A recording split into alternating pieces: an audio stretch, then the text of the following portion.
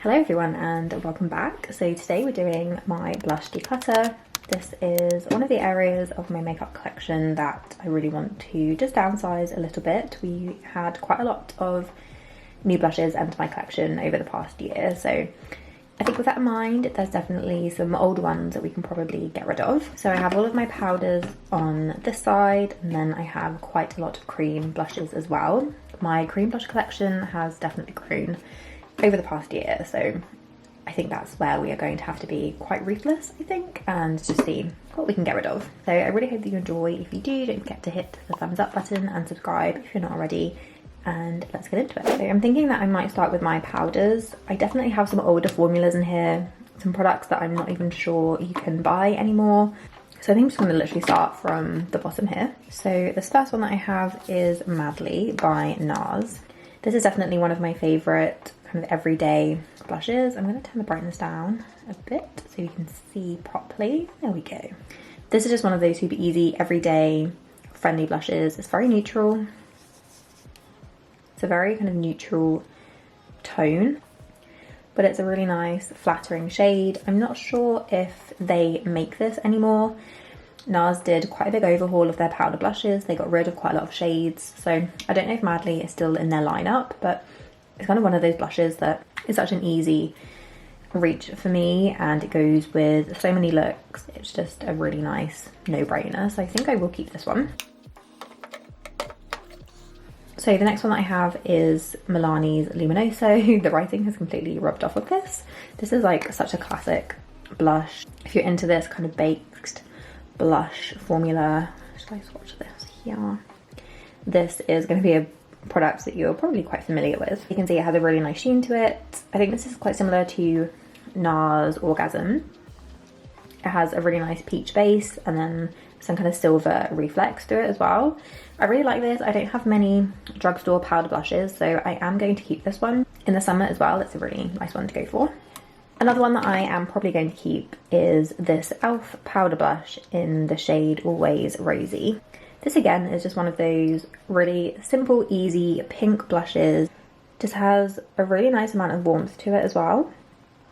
It's just a really good basic rosy blush, and I find these to be very, very long lasting as well. So if you're after a cheap and cheerful powder blush that is really easy to apply and stays put really well, I would definitely recommend this formula from e.l.f. I think this is their primer infused. Yeah, primer infused blush. Okay, the next one is the Charlotte Tilbury. I have a couple of Charlotte Tilbury blushes. This one is in the shade Ecstasy, which looks very interesting in the pan. So you get two tones in here. So this is quite a nice warm rosewood, and then you have a brighter pink in the middle. Like the formula of these Charlotte Tilbury blushes, the outer ring is a bit more satin, so it has a bit more of a sheen to it, whereas the center shade is a touch more matte. So I find that when you swish them together, they just create a really nice concoction, very smoothing on the skin. And I'm always quite hesitant to get rid of my Charlotte Tilbury stuff because it is quite expensive, and I do think she makes powder products very, very well, blushes included. This Hourglass blush is another one that's quite expensive, but one I just absolutely adore. This is such a pretty coral shade. In the spring and summer, this is just such a beautiful, beautiful shade. Is a very kind of flattering formula as well. Again, similar to Charlotte Tilbury, Hourglass just make the most beautiful performing blushes that just give your skin such a nice sheen. Very, very flattering. And I just think the packaging, the colour, everything about this is just beautiful. So I will be keeping this. And this is in Dim Infusion. The next one I have is quite a nostalgic product. This is the Balm Frat Boy blush. This was in my project pan for the entirety of 2023, and as you can see, I did not hit pan. This is a very pigmented blush, not too warm, not too cool, a really nice shade. I think the formula is getting a tiny bit dry, but I can still work with it, and I'm just determined to hit pan on this. So if that takes me 10 years, it takes me 10 years, and I'm willing to make the commitment because I just want to hit pan in this really badly. So I am going to keep that just for science. Okay, so I have another NARS one. Oh my god, this looks absolutely filthy. So I have another NARS blush. This is in the shade Lovejoy. This was one of my favourite blushes for such a long time. It's a very unique shade. It's a really interesting colour. I don't really have anything like this in my collection. However, it isn't one that I have found myself reaching for. I think it's such a pretty shade. It's like a really nice rosewood, but it has a lot more brown in there. I think I am going to keep this for now because I just don't have another shade like it in my collection. So I have another Charlotte Tilbury one. This is in First Love. So this is the shade First Love. Similar to Madly, this is just one of those really easy to grab, easy to wear shades. It's quite a bit lighter than some other blushes that I have in my collection, as you can see. But in the winter, if I want just quite a nice subtle pale blush, if I don't have much of a tan, this is a really nice one to go for. And again, the formula of Charlotte Tilbury blushes are really beautiful, so I think I will keep this one as well. Okay, one that I know I am going to get rid of is this one from Bare Minerals. This is their Gen Nude blush in the shade On the Mauve. I don't really find myself reaching for this particular shade very often. I'm also not sure what's happening with Bare Minerals. Their products are becoming kind of increasingly harder to get hold of. It is quite a nice darker kind of raspberry berry shade, but it just isn't one that I reach for. I find on the skin the lasting effect is very similar to the e.l.f. Always Rosy, and once you blend in the shades they don't look too dissimilar, so I am going to get rid of this one. It's just not one that I reach for, and I have very kind of similar formulas in my collection that are just a bit cheaper as well. I really thought I was going to get rid of some more powder blushes, and looking at the 3 we have left, I don't know if I'm going to get rid of these either. So this was one that I added to my collection last year. This is one of the new Too Faced blushes in the shade Tequila Sunset, which is a really nice pinky coral. Love how smoothing these are on the skin. I've mentioned before that they have quite an odd cinnamon scent. I really like the shade. I really like the formula of these as well. They're very smoothing. It is a matte blush, but they give the skin just a nice airbrush finish. I've swatched that a bit strangely, haven't I? But they just look really kind of beautiful and smooth and airbrush on the skin. And again, this colour for me is just such a beautiful, beautiful shade. And the packaging is really cute as well, so I will keep this. Another one of my favourites for summer is Benefit's Sunny. So this is part of their new, I mean it's not super new anymore, is it? But their revamped box blush collection. Love this shade, quite similar to the Too Faced one, but I would say this one has even more peach and kind of orange in it, as you can see. But yeah, this is just a lot more peachy, a lot more coral, whereas the Too Faced one has a bit more pink in there. So they are different, but I kind of reach for them on similar occasions because they're just beautiful, beautiful spring and summer blushes. Packaging is really cute as well. They have streamlined their box products, which again is nice because they just fit into my vanity a little bit easier. So I will keep this one as well.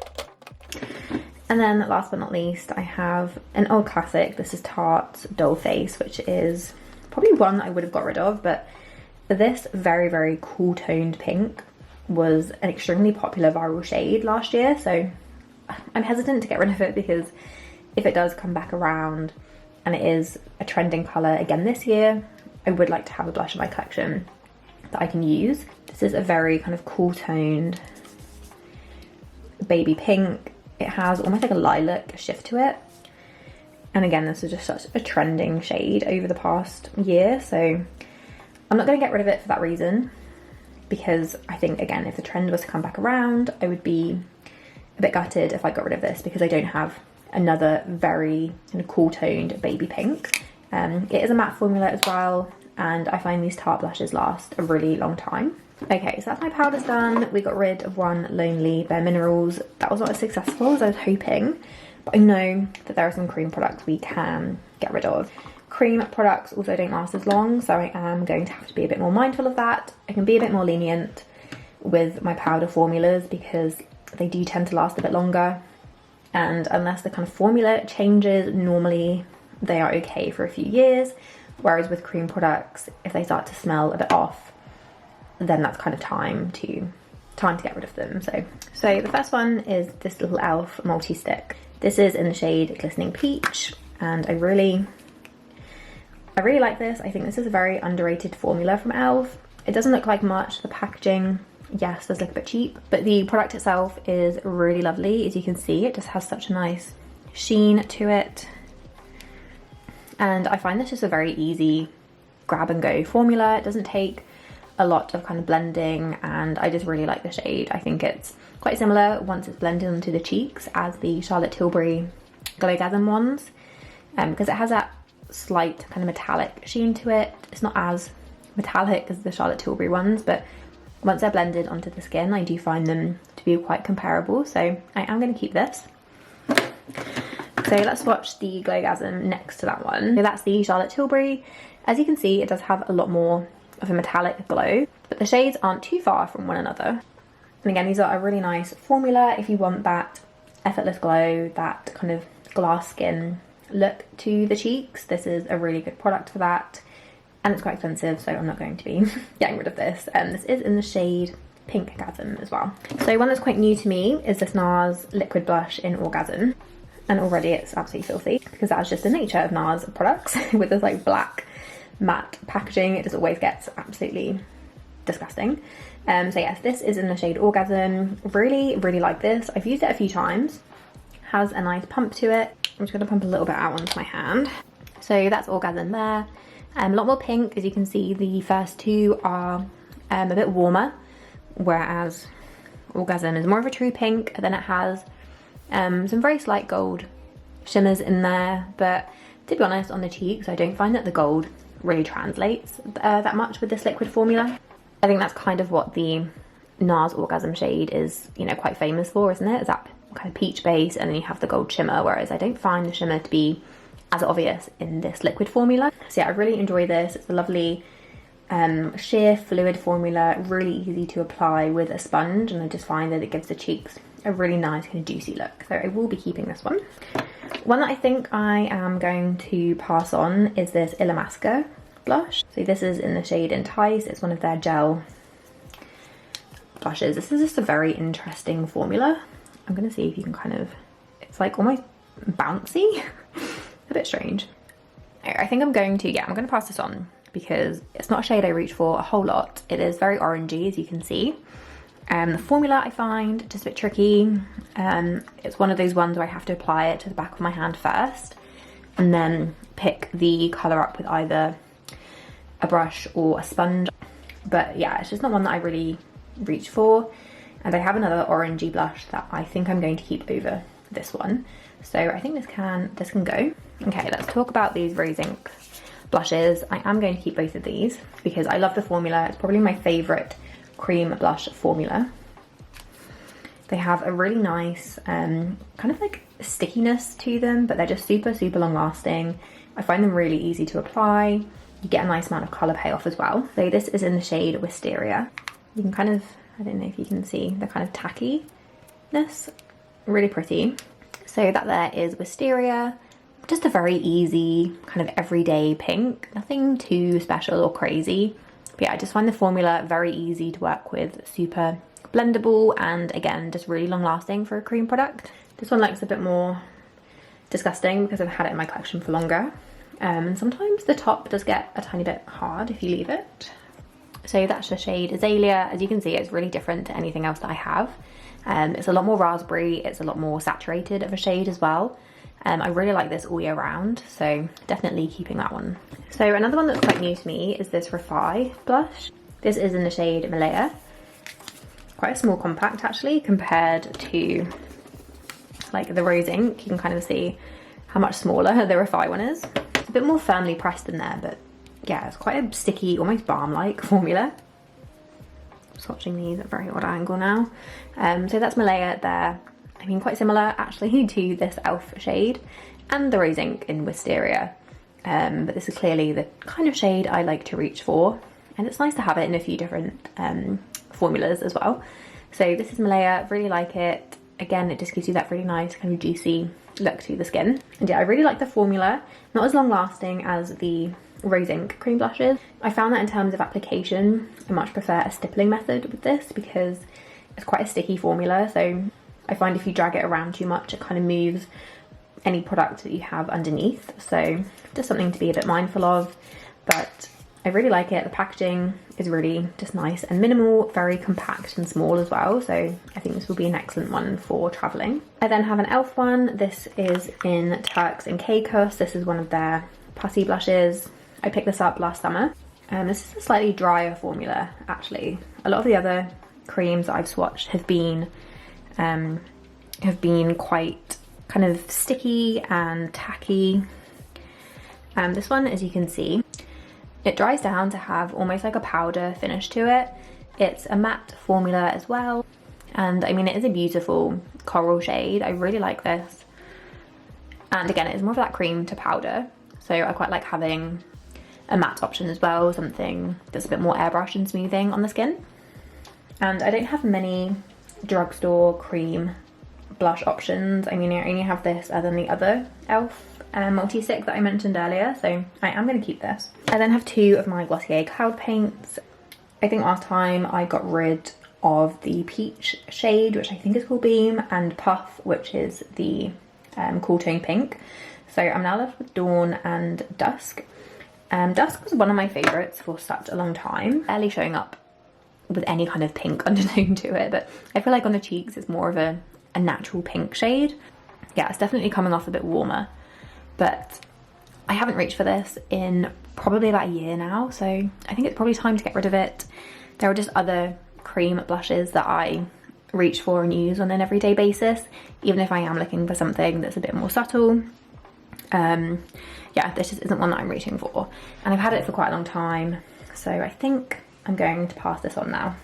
And by pass it on, I mean just throw it in the bin because it's old and probably needs to be thrown away anyway.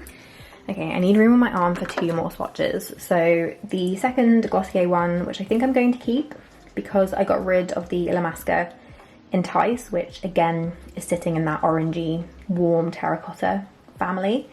So this is Dawn. Oh my god, these are so pigmented. Ooh. So that is Dawn. Nope, is that the shade? Yes, Dawn. Very, very fiery orangey red shade. Love this in the summer with a bit of a tan. Oh my god, I need to put the lid on this before it just explodes everywhere. Really like this with a bit of a tan. And again, because I'm getting rid of, I think this was the Illamasqua one, I am going to keep this because it's just a fun, very saturated orangey coral. Definitely quite unique in my collection, so I am going to keep it. I love the cloud paint formulas as well. And then the last one I have is my Nude Sticks Beach Babe. I always thought this was called Sunkissed, but it's not. I think I've always referred to this as the shade Sunkissed. I'm not sure why, because it clearly says Beach Babe on the packaging. I also think this is classed as a bronzer, and it does definitely give you that kind of sunburnt, rosewood, kind of really nice natural shade. So that is Beach Babe. And yeah, I can kind of see why they've classed it as a bronzer. It definitely has that kind of sunburnt look to it. I did reach for this one a lot when the kind of sunburnt blush trend was going around because I do think it's a nice formula for that. I really like the formula of the Nude Sticks products. Their bronzer I love. This is the only other kind of colour product that I have from them, but I wouldn't hesitate to try more. I really, really enjoy them. I think they're very long lasting, super easy to use as well. You do get a brush on this end, but I've never really used it. I don't find it's the most effective thing in the world. So yeah, I will be keeping this one as well. So those are all of the cream products. What ones did we get rid of? This one, which is Dawn, nope, Dusk from Glossier, and then this one here, which is Entice from Illamasqua. So two that we got rid of, so that's 3 in total, including the Bare Minerals one. So that is my new blush collection. It still just about fits in this kind of little acrylic box, but I don't think I'll be able to fit in any more. So I need to be a bit more careful, a bit more choosy in 2024 when picking up a new blush, because I have a variety of formulas, a variety of shades. I'm spoiled for choice, and if I am picking up a new product, I need to really think if I have anything in my existing collection that could be a good alternative. And I know the answer to that is probably yes, unless it's like a blue metallic liquid blush, but I don't think I'll be buying one of those anytime soon. So I really hope you enjoyed this declutter and my new blush collection as well. If you did, don't forget to hit the thumbs up button and subscribe if you're not already, and I will see you in my next one. Bye!